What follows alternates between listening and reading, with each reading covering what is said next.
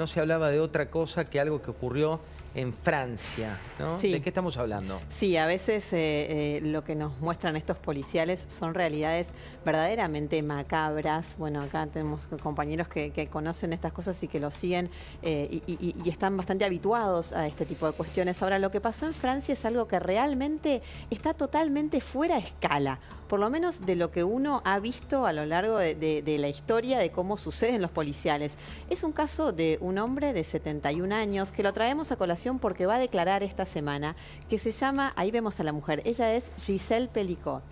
Es la mujer de un hombre que durante al menos 8 años la violaba sistemáticamente, pero no solamente la violaba, sino que lo que hacía era drogarla y dormirla para que otras personas la violaran. Es un caso que conmueve Europa, ¿no? Absolutamente. Francia está totalmente paralizado con este caso que conmueve efectivamente a Europa porque el juicio empezó la semana pasada y ella, esa mujer que veíamos, Gisèle, ha decidido que el juicio sea público. Y la historia es totalmente conmovedora. ¿Saben cómo fue, cómo empieza para ella esta historia? Ella estaba casada con su marido de toda la vida, casados desde el año 73.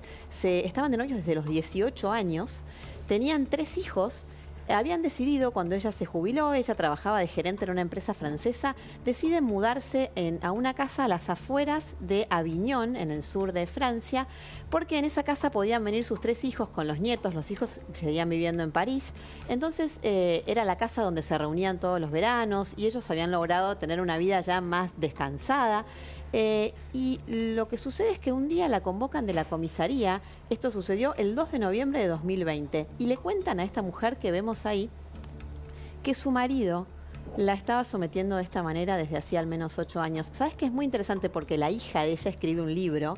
El libro se llama Je cessé de t'appeler papá, dejé de llamarte papá, que se lo escribe a su padre, evidentemente, donde cuenta cómo la madre se entera. La llaman de la comisaría y le empiezan a preguntar cómo es su marido.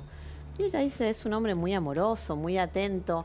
Y le dicen, ¿ustedes tienen algunas prácticas swingers?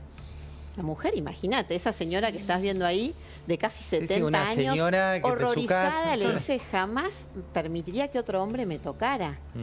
Y en ese momento le muestran fotos de ella dormida en el cuarto de su casa, siendo violada por distintos hombres. Aparte, así empieza para ella esta historia. Es una cuestión que surge a partir de que le cautivan o le toman el celular de él, en el celular de él, que era por otro tema, Claro, ¿no? el tema es así. En un momento, gracias a esto se descubre, porque si no esto probablemente le seguiría sucediendo a esta mujer que vemos ahí.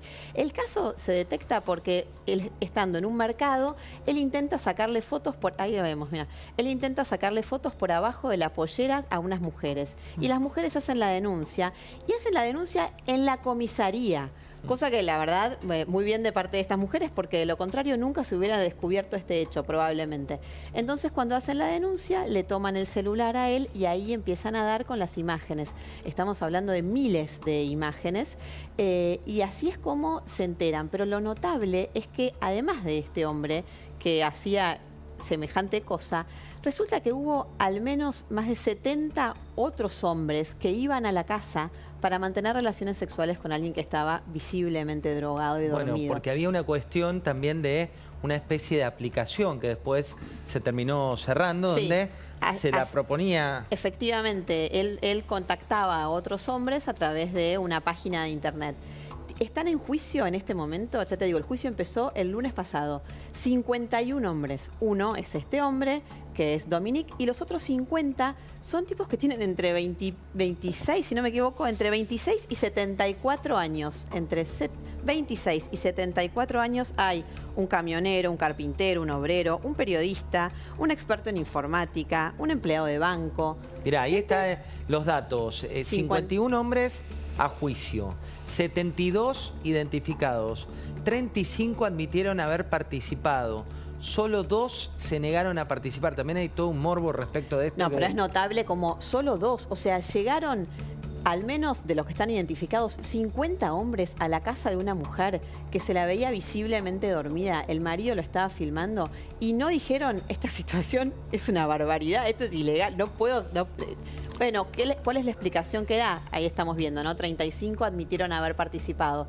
¿Qué es lo que dijeron? Bueno, yo creí que ella estaba consintiendo o que ella estaba dormida o bueno, también al marido decirme que se podía, qué sé yo. Entonces también esto genera en Francia un movimiento muy fuerte de qué está pasando porque no es un monstruo. Esto es una sociedad que evidentemente tiene mucha gente que está muy rota. Y otra cosa muy notable de este caso es que los hijos se plantean, la hija en este libro lo dice, la hija dice, yo creía que era una mujer intuitiva y no me daba cuenta de lo que pasaba con mis padres, yo creí que tenían un matrimonio feliz. Y cuentan además los hijos que ellos sospechaban que podía tener Alzheimer. ¿Por qué? Porque la mujer tenía momentos de muy fuertes olvidos o la llamaban por las noches y estaba muy dormida. Claro, estaba bajo los efectos de estas drogas. Fue al menos a 3 neurólogos y ninguno logró dar con cuál era el problema. No se lo representaban siquiera. Tenía consultas ginecológicas frecuentes ella. Nunca se dieron cuenta de lo que le estaba pasando. Bueno, porque ella creía, y esto le pasaba cada vez que se alejaba de este monstruo que están viendo ahí en la foto y se acercaba a sus hijos que viven en una localidad... En París. Sí. No viven en Aviñón. Ahí se recuperaba, se sentía bien, se sentía mejor, porque no la drogaban. Eso se supo finalmente después. Claro, por eso los hijos les llamaban mucho la atención porque decían, cuando está en casa, cuando está con nosotros, no tiene ningún problema. Ahora, se daban cuenta que la misma noche que volvía a Aviñón ya estaba extraña. ¿Qué es lo que les decía su padre? Les decía, no, lo que pasa es que a mamá la cansa mucho criar a los nietos. Claro, entonces está agotada y eso es lo que le generan estas dificultades. Lo notable además, como si le faltara algo al caso, es que además no había dinero en juego. No, era una cuestión... Hernán, vos aparte de periodista de La Nación, sos director de la carrera de periodismo, digo, este tipo de casos, ¿a qué te rememora? ¿A qué te lleva? La verdad que no hay link que pueda hacer con algún antecedente así. Lo que sí que la reflexión que ustedes estaban haciendo hace un rato, ¿no? Parece como que estamos ante una autopsia de la justicia y está quedando en evidencia por qué las cosas están como están, ¿no? Decía hace un rato Diego, el policial, el caso de Loan, eso está cruzado por la votación para la propuesta del juez Lijo para la Corte Suprema de Justicia. Digamos que está, ¿por qué la justicia está como está? Y bueno, es lo que estamos viendo, digo. La discusión que se da en el Parlamento tiene que ver con el funcionamiento de la justicia. Bueno, ahora estamos juzgando a un expresidente por haber supuestamente golpeado a la mujer. Ahí parece que la justicia está dando por lo menos una respuesta a partir de un proceso que se está desarrollando. Vamos a ver cómo ese proceso se lleva adelante. Pero creo que son todos ejemplos de esta justicia maltrecha, digamos, que va andando como puede a los tumbos. Me parece que este caso de Francia, que nos estaba contando Paz recién, es la contracara, ¿no? Es una justicia que puede dar respuesta. En el libro de la hija, ella dice que, por ejemplo, se queja de que cuando le cuentan todo esto a la madre, cuando la madre se entera ese día de noviembre que la convocan a la comisaría y de la nada se desayuna con todo esto de su marido que acababa de ser detenido, la madre, esta mujer se vuelve a su casa, la casa acababa de ser allanada, se pone a ordenar y empieza a juntarle ropa para llevarle a él. Fíjate cómo evidentemente ella no lograba internalizar lo que había pasado. Y se plantea a la hija, y por eso quería volver a esto que decía Hernán, ¿no? Se plantea a la hija, ¿cómo no le pusieron un psicólogo, un psiquiatra de inmediato al lado a mi madre, ¿no? Entonces, evidentemente hay algunos problemas que atraviesan no solamente a nuestra justicia, sino, digo, al menos en este caso, la falta, dice la hija, de una conciencia del daño que se genera en la justicia siempre busca el plan, ¿no? previo, la organización previa. En este caso se demostró, después de ciertas pericias, que había una organización encargada de colocar a la mujer en un estado de indefensión y poder llevar adelante. Sí, lo en que este caso lo hicieron hacía solo él, ¿no? Él la Mm. ofrecía en una página, pero lo cierto es que el que se encargaba, y ahí también hay otro tema, qué médico le autorizaba esos Por eso hablo de medicamentos? Porque organización. pero no había una red de trata. era el marido, peor. Era claro. Lo que pasa es que las otras personas que iban iban al domicilio, recomendaban a otras personas, había una situación así en el cual el plan macabro se iba llevando adelante a través de la propia... Vos sabés que una pequeña cosa te digo que me llamó la atención de ver ambos videos, ¿no? El de el recapturado argentino y el de este juicio. Fíjate vos la publicidad de este juicio al punto de que ella, ¿no?